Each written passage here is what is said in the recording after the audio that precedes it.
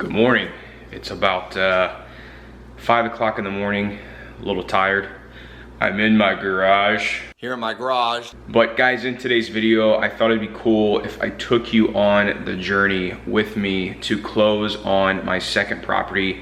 Purchased this property for about $135,000. So I am about to make the 4.5-hour trip to Kansas City to close on the property. I have a few things I need to get fixed up on the property before we rent it out. And then I'm also going to be meeting with my realtor and property manager to discuss everything and go over details of getting the actual property rented out. So let's do this thing.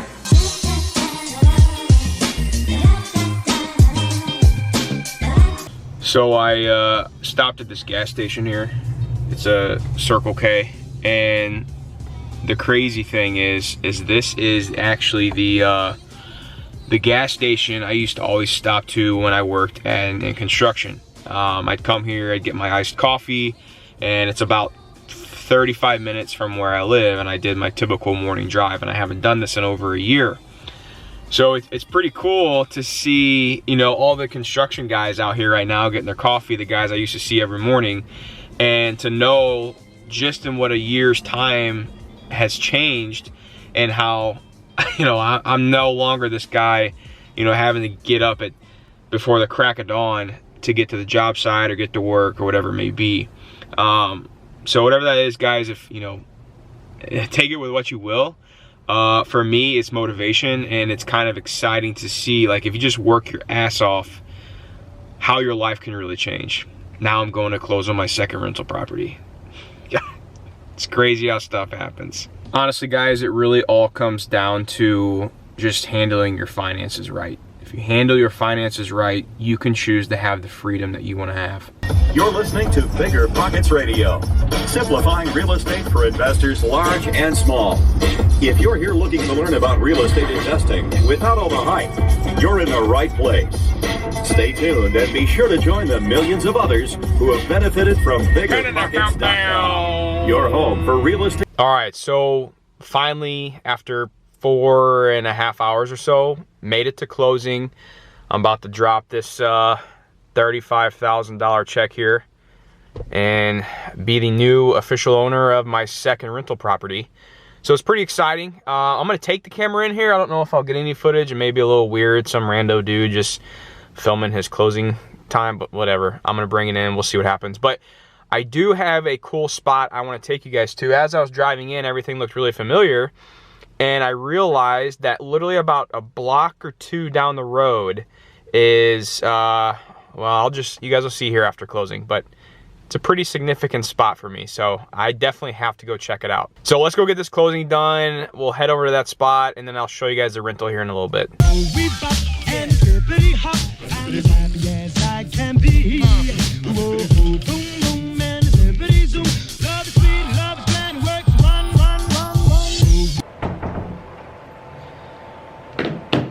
So, a little bit of a hiccup during closing.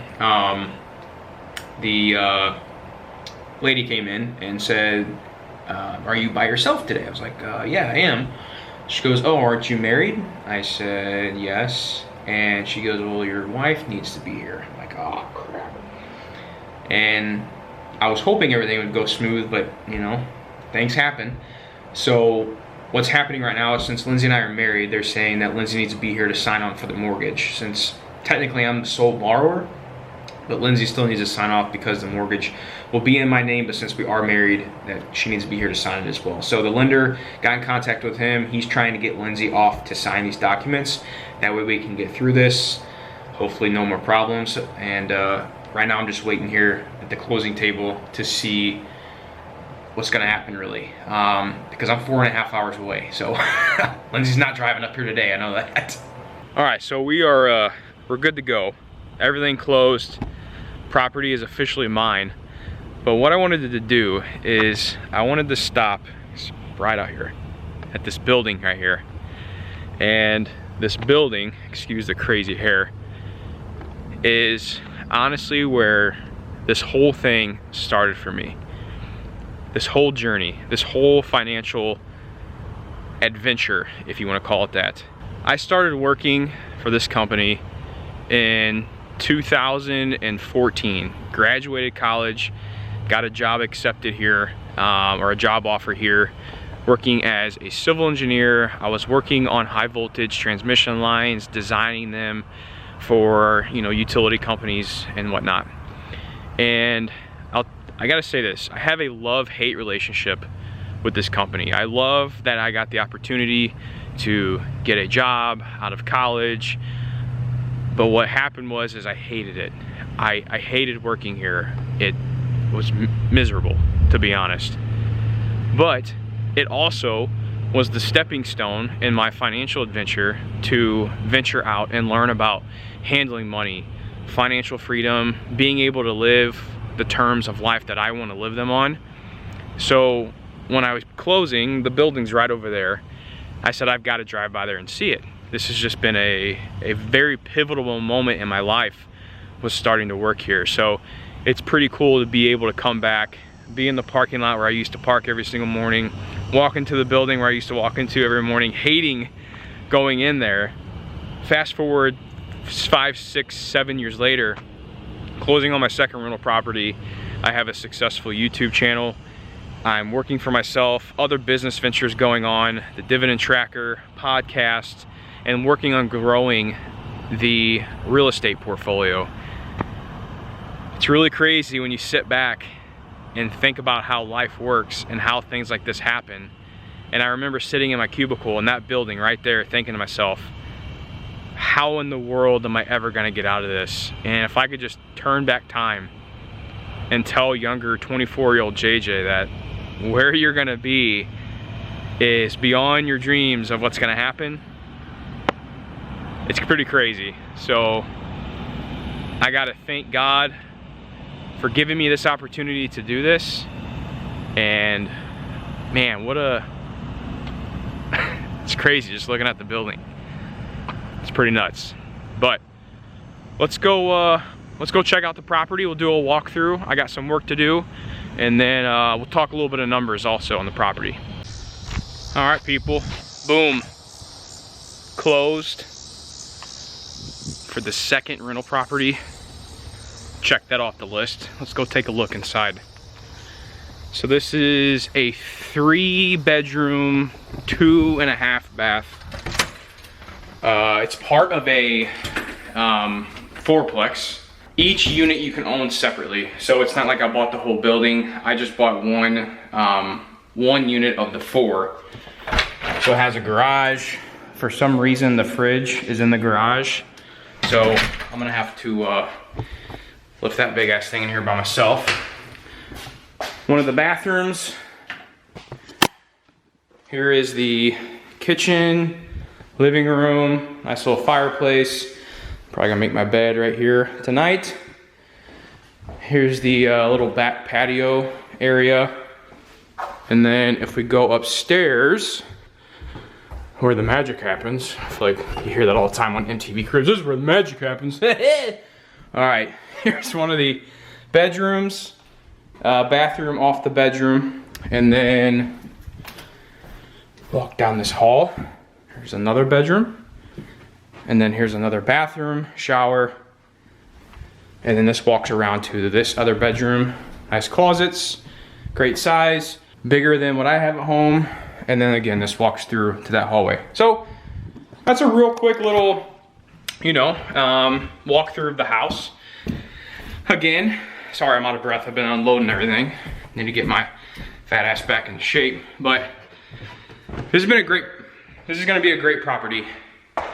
It's gonna cash flow well. It looks great. And there's really not much I need to do here today. There's a few cosmetic things I gotta fix. A few maintenance items I gotta fix, but again, nothing too crazy. Nothing like the first one, which really the first one wasn't even that bad either, but definitely got some stuff to do. So game plan is to get some work done. I'm gonna start on one of the vent fans up in the bathroom and get that replaced because that's not working right now. I gotta fix this fireplace. It's not lighting up, so I'm gonna take a look at that. But other than that, just odds and end things. This unit does have original AC and heat. So that's gonna probably have to be replaced here in the next year or maybe a few years after that.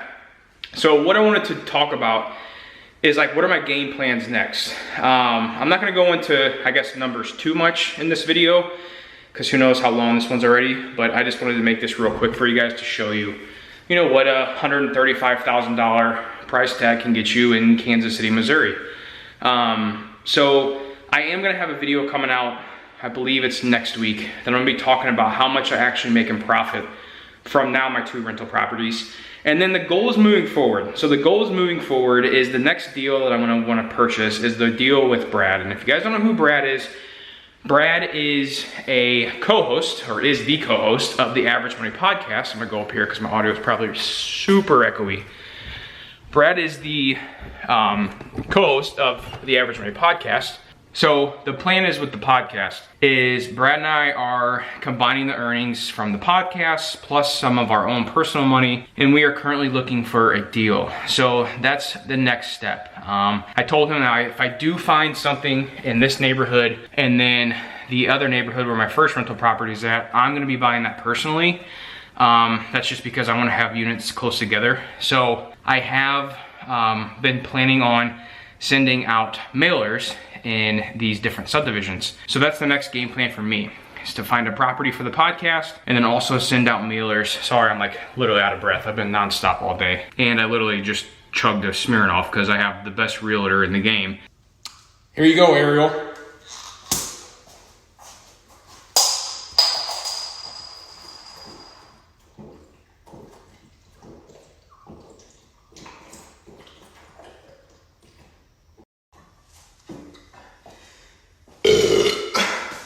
Shout out to Ariel. If you guys want a home in Kansas City, look her up. I'll tag her Instagram down here. But so that's the game plan. Looking for the next property, looking for the next deal. I'm gonna be sending out mailers, trying to find some off-market deals. I am gonna have a video coming out about that. I'm gonna have some more real estate content coming out, guys. This is really what I'm focusing on now. Real estate, I believe, is the best way for you to reach financial freedom in the fastest way possible. I mean, the power of real estate and just what you can do with this investment, it's not just about cash flow. It's about appreciation. It's about, you know, the tenants paying off your property for you. I mean, you literally have tenants buying you a property. It's pretty crazy. I mean, my first property I purchased 2 years ago, I bought it for $89,000, and now it's probably could appraise for anywhere from $130,000 to $145,000. I mean, there's the properties that are going for sale in that market right now in that subdivision are exactly the same as mine. So pretty crazy stuff. Another reason why I love real estate, but I'll stop blabbing. I'm gonna get some work done. I hope you guys enjoyed this video. If you did, please make sure you hit that like button. That really does help out the video and the overall channel. More real estate content coming because this is what I'm focusing on a lot right now. So guys, again, thank you all so much for watching, and until the next video, you all take care. Bye. Okay, so I can't end the video there. So, oh my gosh. If you guys were following me on Instagram, you saw the madness. You witnessed it, you saw what happened, you heard about it. But I wanted to tell you guys real quick here in this video.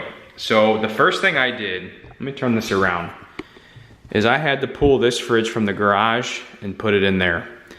I hooked up a water line for the ice maker on this fridge. When I did that, there was a valve over there that I had to turn on. When I turned that valve on, the valve shut off and water was spraying everywhere, coming out of that little water spigot outside of the valve that was broke behind the fridge. I'm not lying to you guys, excuse the mess, I'm working here, but there was water everywhere and it ended up all the way down at that door. Never felt so hopeless in my life. I didn't know where the main shut-off valve was. So that if you guys take anything from today's video, always know where your main water shut-off valve is before you do any type of work. Luckily, I found it relatively quick. I knew where I thought it would be, and luckily it was there. But still, always be 100% sure where you know where your water valve shut-off is. That way, in case of an emergency like that happens, you know what to do. It was madness. It was complete, just probably the worst thing that could have happened to me. But I thought I'd let you guys know that. Now we'll end the video. Thank you all so much for watching. Until the next one, you all take care and God, hopefully this goes better.